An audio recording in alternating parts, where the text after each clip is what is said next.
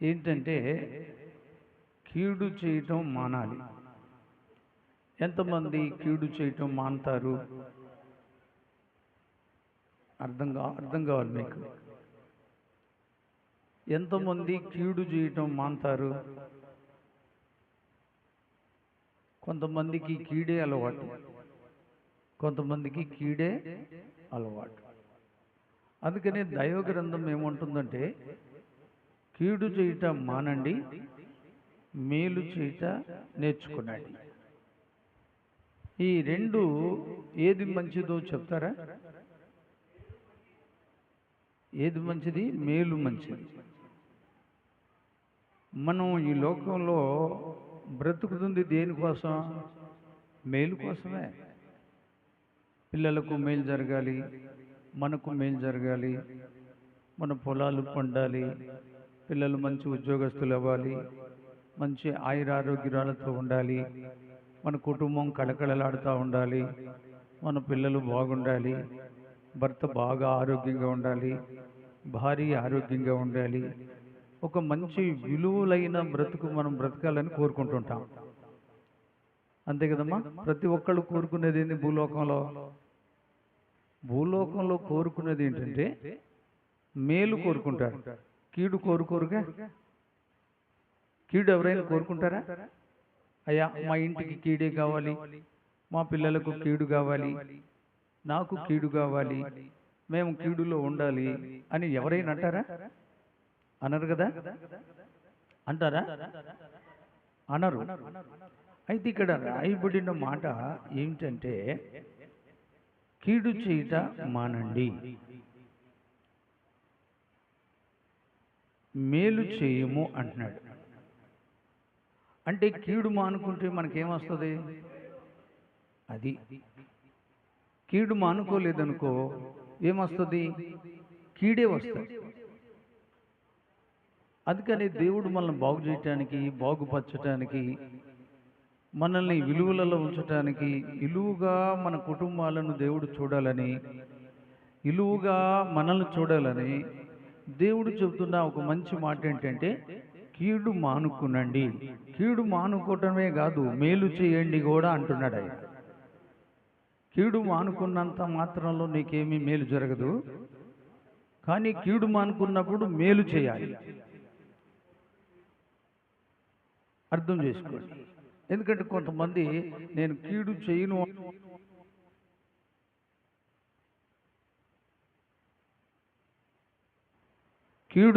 అంటారు కానీ మేలు చేయరు. అందుకనే కీడు మానుకున్న మనిషి మేలు చేయాలి. మేలు చేసిన మనిషి బాగా దీవించబడతాడు.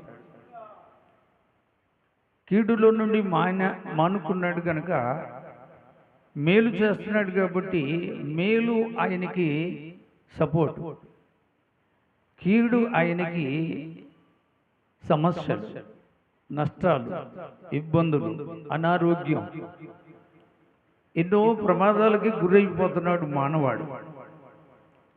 మానవాడు కీడు చేస్తున్నాడు, కీడులో పడుతున్నాడు. మానవాడు కీడు చేస్తున్నాడు, తన కుటుంబాన్ని కీడు చేసుకుంటున్నాడు. మానవాడు కీడు చేస్తున్నాడు, తన భార్య కీడు చేస్తున్నాడు, తన యొక్క జీవితాన్ని కీడు చేసుకుంటున్నాడు. అందుకనే దేవుడు ఏమంటున్నాడంటే కీడును మానుకో, మేలు చేయి. ఈ రోజు నుంచి నీవు మేలు చేయటానికి ప్రయత్నిస్తే నీవు అన్ని మేలులలోనే ఉంటావు, ఇంకా కీడు కనిపించదు. అన్ని మేలులే నీకు ధారాళంగా వస్తాయి. ఇవి నా మాట కాదు, దేవుని మాట. నా మాట వినకపోయినా దేవుని మాటను వింటే ఇక్కడి నుండి నువ్వు మేలులు పొందుతావు.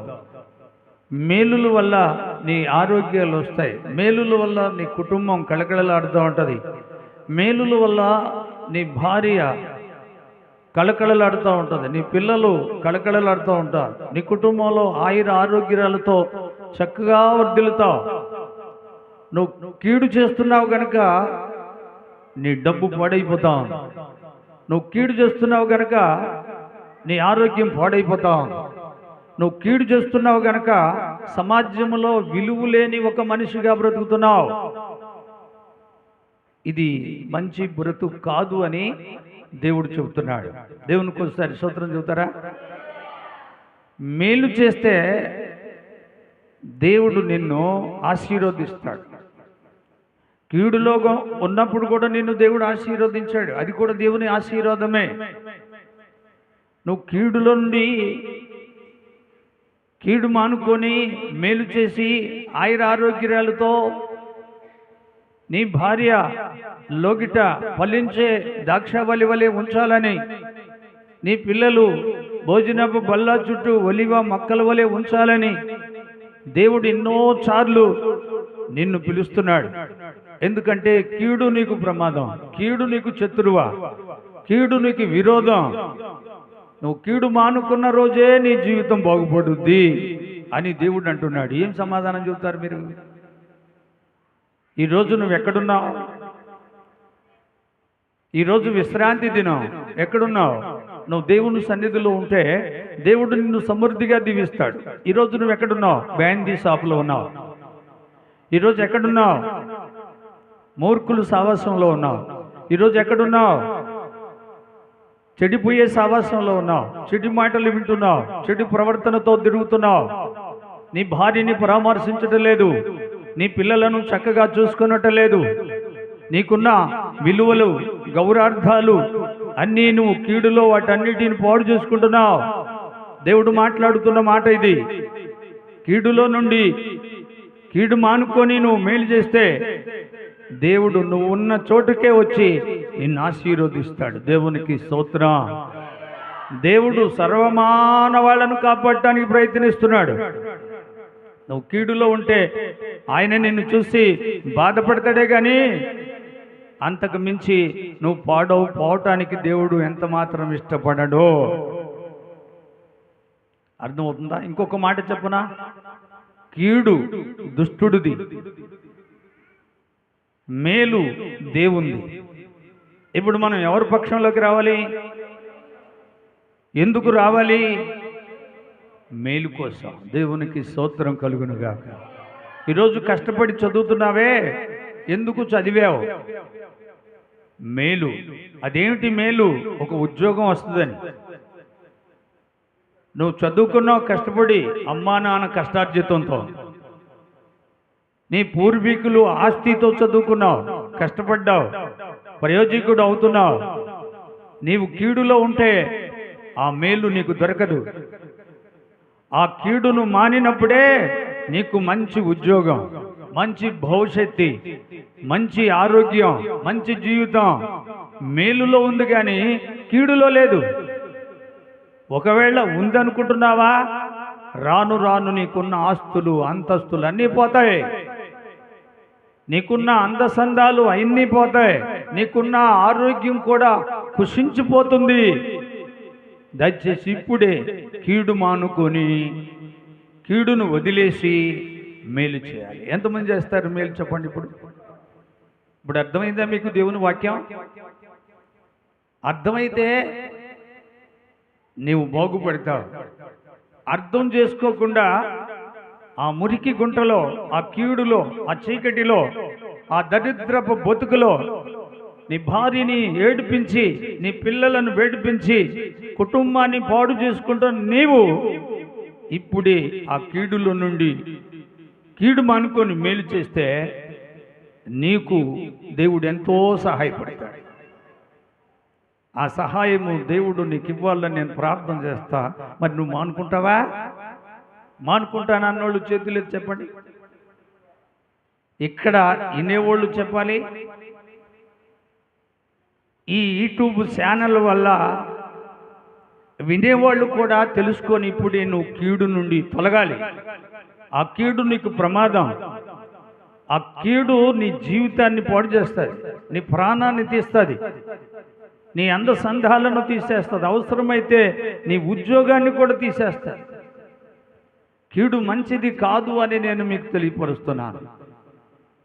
కీడు నీకు విరోధము, మేలు నీకు ఎంతో దగ్గరగా నిన్ను కాపాడుతా ఉంది. అందుకని ఈ లోకంలో ఎంతోమంది కీడు చేస్తున్నారు, కీడులో పడుతున్నారు. మేలు చేసేవాళ్ళు ఇంకా మేలు పొందుతున్నారు. వారు మేలు చేసే కొలది దేవుడు వాళ్ళకి ఏమిస్తాడో తెలుసా మీకు? దేవుడు ఇంకా వాళ్ళని ఆశీర్వదిస్తూ ఉంటాడు, ఇంకా అభివృద్ధి పరుస్తూ ఉంటాడు, అతనికి మంచి మేలులు చేస్తూ ఉంటాడు.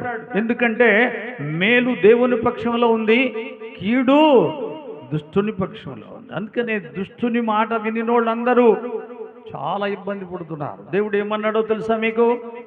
దుష్టుని ఆలోచన చొప్పున నడవద్దు అన్నాడు కదా. ఎందుకు నడుస్తున్నావు? అది కీడని తెలిసి ఎందుకు అక్కడికి వెళ్తున్నా? సారాయి కీడు కాదా? పేకాట కీడు కాదా? అబద్ధాలు కీడు కాదా? మోసాలు కీడు కాదా? అన్యాయాలు కీడు కాదా? అక్రమాలు కీడు కాదా? నీ కుటుంబాన్ని నువ్వు చేతులారా పాడు చేసుకొని నీ భార్యని హింసించి చిత్రహింసలు పెడుతున్నావే, అది కీడా మేలా? చెప్పండి, కీడా మేలా? అందుకని జాగ్రత్త పడాలి. మనం చాలా జాగ్రత్తగా ఉండాలి. ఎంత జాగ్రత్తగా ఉండాలంటే ఎంతో జాగ్రత్తగా ఉండాలి. ఒకసారి దావీదుకు ఒక ఇబ్బంది వచ్చింది. కీర్తనా గ్రంథం 35వ అధ్యాయము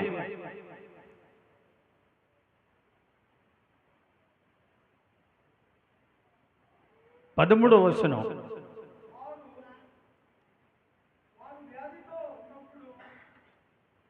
35 కీర్తన 12వ వచనం. మేలునకు ప్రతిగా కీడు చేయుచున్నారు, నేను దిక్కులేని వాడనైతిని. అమ్మా వింటున్నారా? ఎవరికి కీడు జరుగుతూ ఉంది? దావీదు మేలు చేస్తున్నాడు, మేలుకు ప్రతి కీడు చేస్తున్నారు ప్రజలు. ఈరోజు నీ భర్తకు నువ్వు మేలు చేస్తా ఉంటే ఆయన ఏం చేస్తున్నాడు? కీడు చేస్తున్నాడు. నీవు కష్టపడి కుటుంబాన్ని అభివృద్ధి పరుచుకోవాలని, కుటుంబంలో పిల్లలను ప్రయోజకులను చేసుకోవాలని, నీ కష్టార్జితంతో పొలం కొనాలని, నీ కష్టార్జితంతో ఇల్లు కట్టాలని, నీ కష్టార్జితంతో నీ పిల్లలను ప్రయోజకులుగా నువ్వు చేయాలనుకున్నప్పుడు నీకు కీడు చేస్తున్న మనిషి ఎవరో? నీ భర్త. నీకు కీడు చేస్తున్న మనుషులు ఎవరో? నీవు నమ్మిన వాళ్ళు, నీ స్నేహితులు. కనుక నువ్వు మేలు చేయాలి కానీ కీడు మాత్రం చేయకూడదు. చివరికి కీడోడిపద్దా మేలోడిపద్దా? మిమ్మల్ని నేను అడుగుతున్నాను. కీడు ఓడిపోద్ది. చాలామంది భర్తలు భార్యలకు కీడు చేసి వాళ్ళను దుఃఖపరిచి వాళ్ళను ఇబ్బంది పరిచి చివరికి ఆయన ఏమవుతున్నాడు అంటే సత్యానికి లోబడుతున్నాడు, మంచికి లోబడుతున్నాడు, మేలుకు లోబడుతున్నాడు. అయ్యో నేను ఎందుకు తప్పు చేశానా? ఎందుకు కీడు చేసి అప్పులు పాలయ్యాను? ఎందుకు కీడు చేసి నా భార్యని ఇబ్బంది పెట్టాను?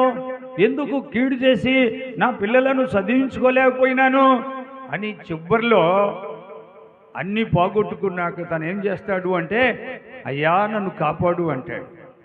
అవును, అప్పుడు కూడా దేవుడు కాపాడుతాడు. అప్పుడు కూడా ఏం చేస్తాడండి దేవుడు?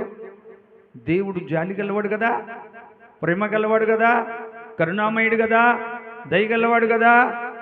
ఆయన మనం చెడిపోతుంటే ఆయన దుఃఖపడేవాడు కదా, చింతించేవాడు కదా.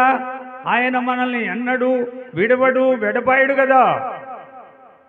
ఆ టైంలోనైనా నువ్వు వస్తే, చివరి టైంలోనైనా వస్తే క్షమాపణ కోరుకుంటే, అయ్యా ఇప్పటివరకు నాకు ఇలాంటి మాటలు చెప్పిన వాళ్ళు లేరు, నేను కీడు చేసుకున్నాను, నా చేతులతో నా జీవితాన్ని పాడు చేసుకున్నాను, నేను నా కుటుంబాన్ని పాడు చేసుకున్నాను, ఇప్పటివరకు నేను కీడులోనే ఉన్నాను కానీ మేలు చేయటం నాకు తెలియదు అని నీవు తెలుసుకుంటే, ఈ క్షణంలో ఆ కీడులో నుండి బయటకు వస్తే దేవుడు నీ పక్షంలో నీకు మేలు చేస్తాడు. దేవునికి స్తోత్రం.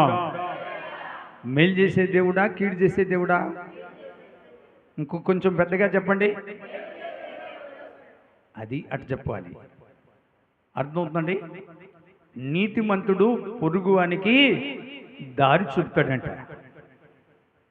నీతిమంతుడైన దేవుడు మనకి దారి చూపుతున్నాడు.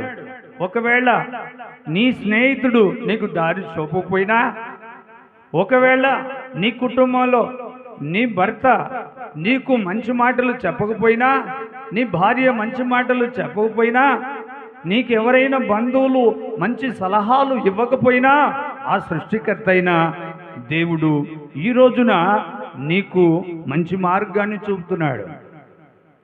ఎందుకు అంటే నువ్వున్న ఆ స్థలంలో నువ్వు చేస్తున్న పనులు అవి కీడు పనులు అని దేవుడు మాట్లాడుతున్నాడు.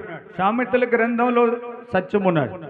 23వ అధ్యాయము 19వ వచనంలో సర్వమానవాళ్లకు దేవుడు చెప్పే మాట ఏంటంటే, నా కుమారుడా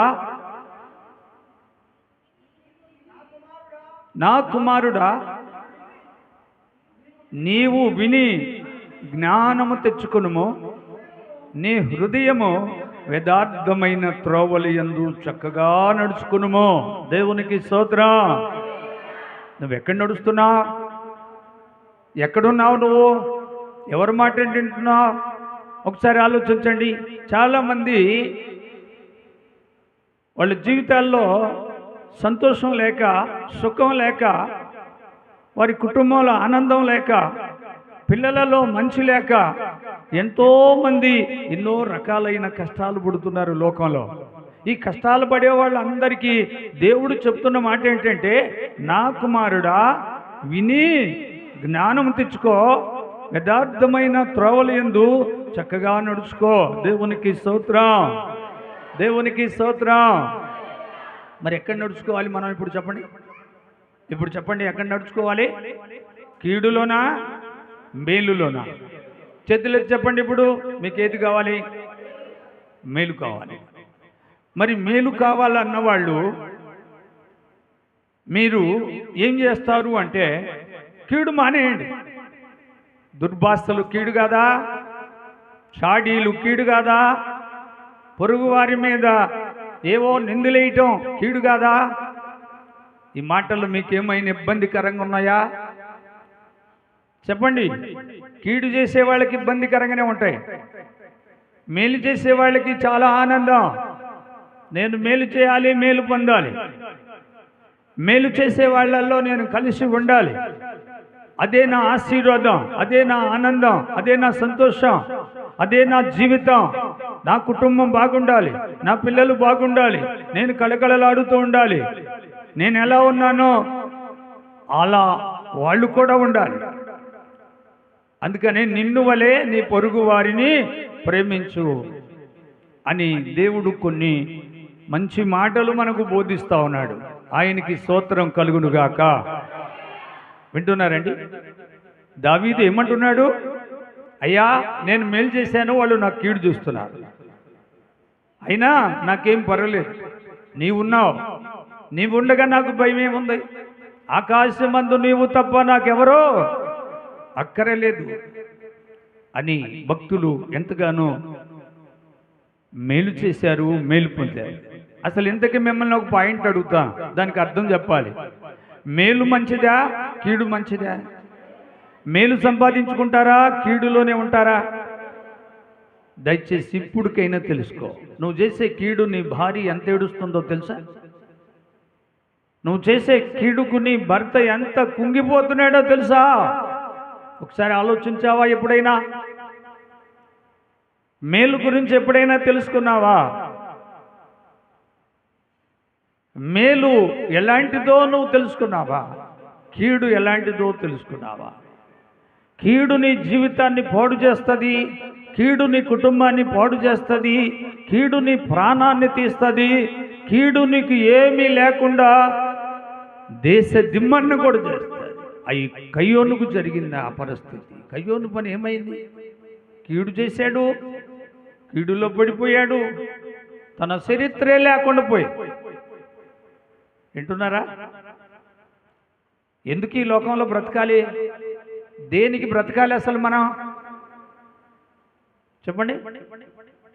మేలు చేయటానికి బ్రతకాలి, మేలులలో వర్ధిల్లటానికి బ్రతకాలి. నీ కోట్లుంటే దేనికి పనికొస్తాయి? నీ అంతస్తులు దేనికి పనికొస్తాయి? నీ వాదాలు దేనికి పనికొస్తాయి? అవన్నీ కీడు ద్వారా నువ్వు సమకూర్చుకున్నావు. అవి నీకెప్పుడైనా శత్రువే. అవి ఎప్పుడైనా నిన్ను పాడు చేయటానికి అవన్నీ సిద్ధపడతాయి. మేలు నీ పక్షంలో కీడును జయించగలదు, కీడును ఓడించగలదు, నీ జీవితాన్ని బాగు చేయగలదు, నీ కుటుంబాన్ని రక్షించగలదు, నీకు అన్ని ఇవ్వగలదు మేలు. అది దేవుని పక్షంలో ఉంటుంది. దాన్ని జయించేవాడు ఎవడన్నా ఉన్నాడా? ఉన్నారు అని మీరు చెప్తారు, ఉన్నారని చెప్తారు. అవును, ఉన్నారు. మేలును కీడుగా మార్చేవాళ్ళు, కీడును మేలుగా మార్చేవాళ్ళు ఉన్నారు.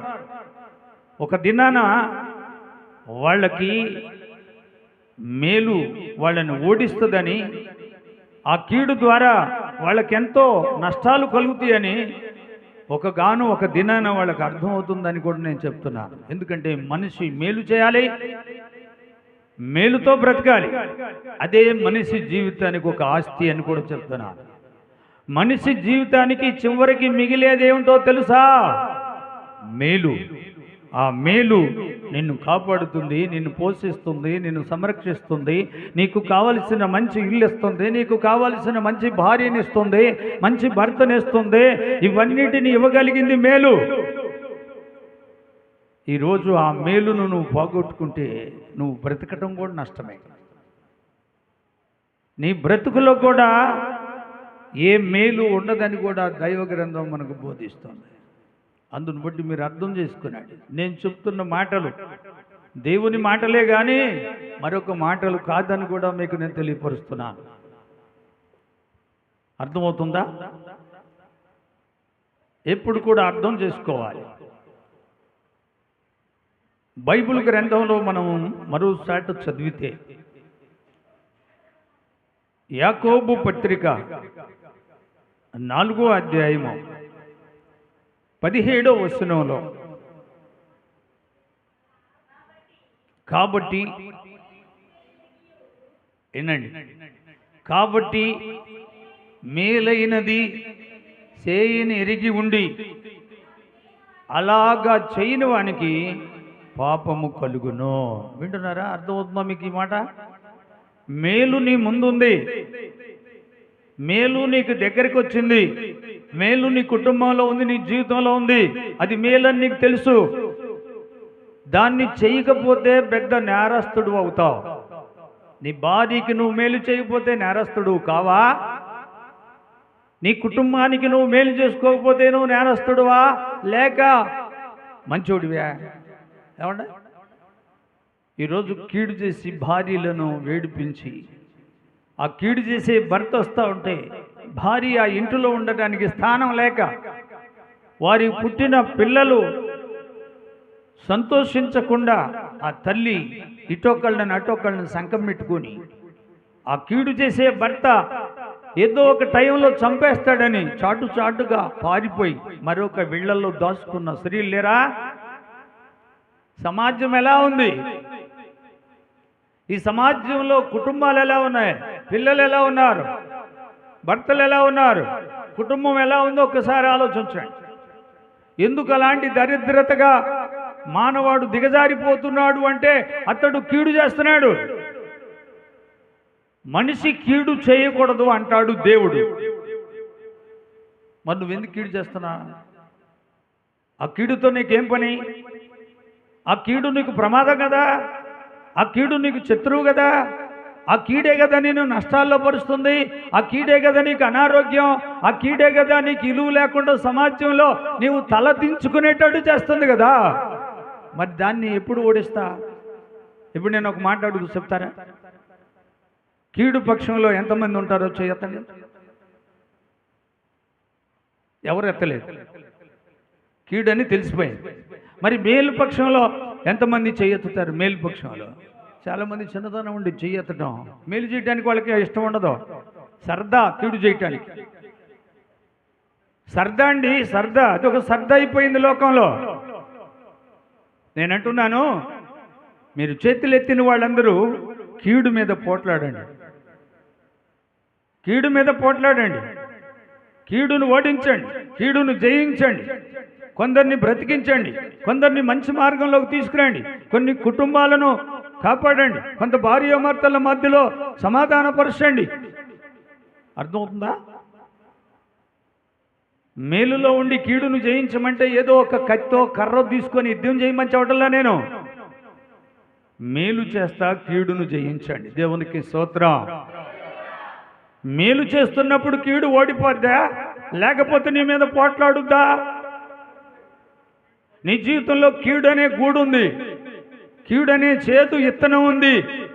అక్కడి నుండి దాన్ని దూరం చేసుకోవాలంటే అది ఉన్న చోటులో మేలు మొదలుపెట్టు, మేలు చేయడం ప్రారంభించు.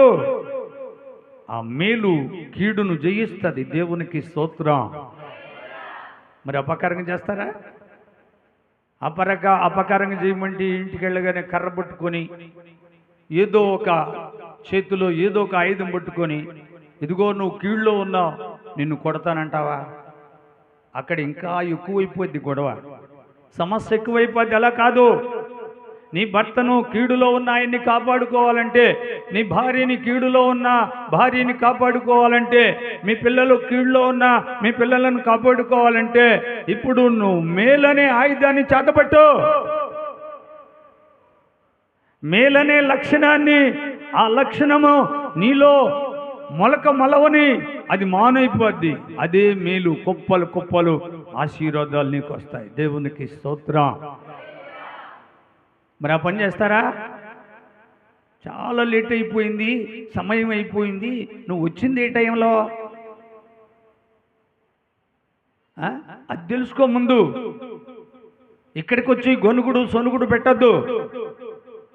నువ్వు వచ్చేటప్పుడు ఏ టైంలో రావాలి, ఏ టైంలో దైవ ఆరాధన చేయాలి, ఏ టైంలో నీ సాక్ష్యాలు చెప్పాలి, ఏ టైంలో నువ్వు పాట పాడాలి, ఏ టైంలో దేవుని వాక్యాన్ని నువ్వు నెవరు వేసుకోవాలి, అది నీకు తెలుసుంటే ఇక్కడ గొనుగుడు సొనుగుడు పెట్టావు. బయటికి వెళ్ళినాక దాన్ని విమర్శించావు. అర్థమవుతుందని నేను చెబుతున్న మాటలు అర్థం చేసుకోండి. ఇప్పుడు మీరు కీడును జయించాలి, లేకపోతే కుటుంబం పాడైతుంది, పిల్లలు పాడైపోతారు, లేనిపోని అలవాట్లకు గురవుతారు, లేనిపోని మాటలు వాళ్ళు విని పాడైపోతారు. వాళ్ళు పాడు బాగా కాకముందే నీవు మేలును ప్రారంభించాలి. కొట్లాట చేయొద్దు, ఎవరు జోలి పోవద్దు. మౌనంగా దేవుని దగ్గర కూర్చొని కన్నీరు కారు, పశ్చాత్తాపడు. దేవా, నాలో కీడనే గూడుంది, దాన్ని తీసేయి. కీడనే అలవాట్లున్నాయి, దాన్ని తీసేయి. కీడనే మాటలున్నాయి, వాటిని తీసేయి. తండ్రి, నన్ను క్షమించు అని నీ చేతులెత్తి కన్నీరు కారు. దేవుడు నీకు మేలనే గూడును పెడతాడు. మేలనే మంచి లక్షణాన్ని నీ జీవితంలో ప్రసాదిస్తాడు. అక్కడి నుండి నీ ఆశీర్వాదాలు, అక్కడి నుండి నీ ఆనందం, అక్కడి నుండి నీ సంతోషం, అక్కడి నుండి నీ భార్యతో చక్కని జీవితాన్ని జీవిస్తావు. చక్కగా నీవు నీ భార్య వర్ధిల్తారు. ఈరోజు లోకమంతా పాడైపోతా ఉంది. అక్కడ కీడు కీడు కీడు 90% ఉంటే 10% మేలు కనపడతా ఉంది. ఆ 10% ఈరోజు దేవుని యొక్క రాకట్ను ఆపుతుంది. దేవునికి స్తోత్రం. అర్థమవుతుందండి? అర్థం చేసుకోండి. మీ అందరికి ఇష్టమైతే ఈ రోజు నుంచి కీడు మీద మీరు పోట్లాడాలి, కీడు మీద మీరు జయించాలి. జయిస్తారా? చెవిరమ్మ గారి ఇంట్లో ఈరోజు ప్రార్థన ఉంది, అక్కడికి వస్తారా? అక్కడికి కూడా రారు. ఇక్కడి నుంచి బయటికి వెళ్ళగానే ఈ మాటలు వింటున్నా నీవు ఈ కాసేపు అయ్యో నా భార్యకి ఎంత కీడు చేశానని ఏడుస్తావు. అబద్ధంగా స్నేహితుడితో చెబుతావు, అరే నా భార్యని కీడు పెట్టి కీడుతో అల్లాడిచ్చానురా, అనవసరంగా వాళ్ళ సావాసాలతో వీళ్ళ సావాసాలతో తిరిగి నేను పోడయ్యానురా, ఇదిగో ఈ మాటలు వింటున్నా నాకు రోషం వస్తుందిరా, ఇక్కడి నుంచి నేను మానుకుంటానురా అని చాలామందికి యూట్యూబ్ ఛానళ్ళల్లో ఆ మంచి విషయాల్లో ఆసక్తి కలగాలని నా బాధ. నీ కుటుంబాన్ని కాపాడుకోవాలన్న బాధ, నీ జీవితాన్ని కాపాడుకోవాలన్న బాధ. మరి అలాగా ఈ సమయంలో నీవు ఈ మాటలు వింటున్నావే, ఇప్పుడు ఆ కీడు ఉన్న చోటును విడిచిపెడతావా? ఆ కీడు మాటలు వినకుండా చెవులు మూసుకుంటావా?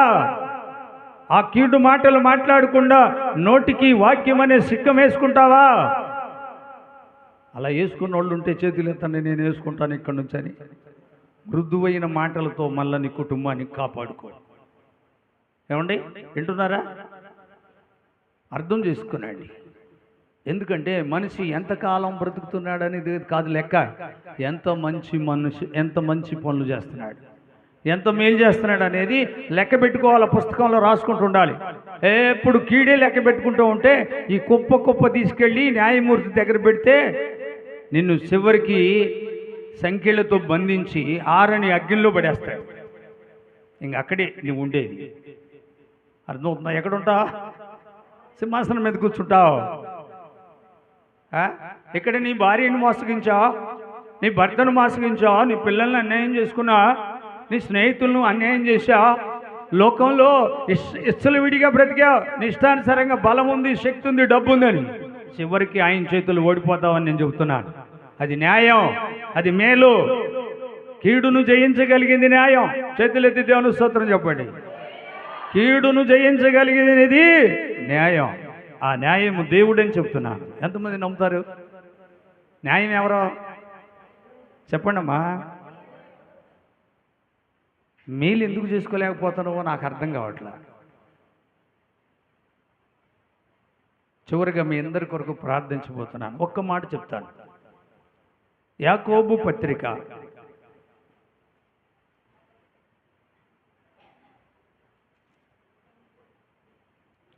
1వ అధ్యాయము 13వ వచనం చదవండి.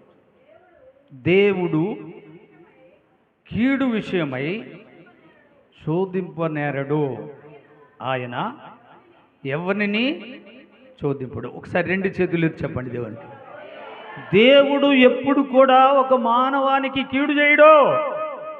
ప్రియ సోదరి సోదరుడా, తమ్ముడు చెల్లి వినండి. నీవు చేసుకున్న కీడుకు ఆయన మీద వేయొద్దు నింద. దేవుడు ఎప్పుడు ఏ క్షణంలోనైనా ఆయన సృష్టించిన మనుషులకు మేలు చేస్తాడు కానీ కీడు చేయడు. నువ్వు తెలుసుకొని ఆయన దగ్గరికి రా, పశ్చాత్తపడు, ఆయన నిన్ను ఆశీర్వదిస్తాడు, నీ కుటుంబాన్ని బాగు చేస్తాడు. అవునా? వింటావా?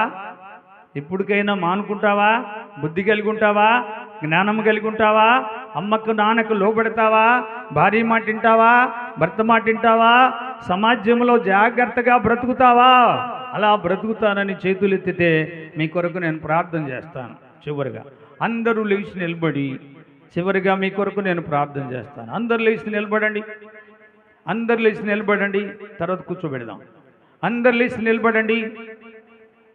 అందరూ లేచి నిలబడినట్లయితే మీకోసం నేను ప్రార్థిస్తున్నాను. ప్రియమైన దేవా, ఈ రోజున విశ్రాంతి దినాన మీరు నన్ను మీ ఆత్మతో నిలబెట్టి కీడును గురించి మేలును గురించి మీరు మాకు అర్థమయ్యేటట్టుగా మాట్లాడారు. దేవా, మీ శ్రేష్టమైన మాటలు ప్రతి ఒక్కరిని కీడులో నుండి మేలులోనికి నడిపించాలి. వారి జీవితం అంతా మేలులోనే ఉండాలి.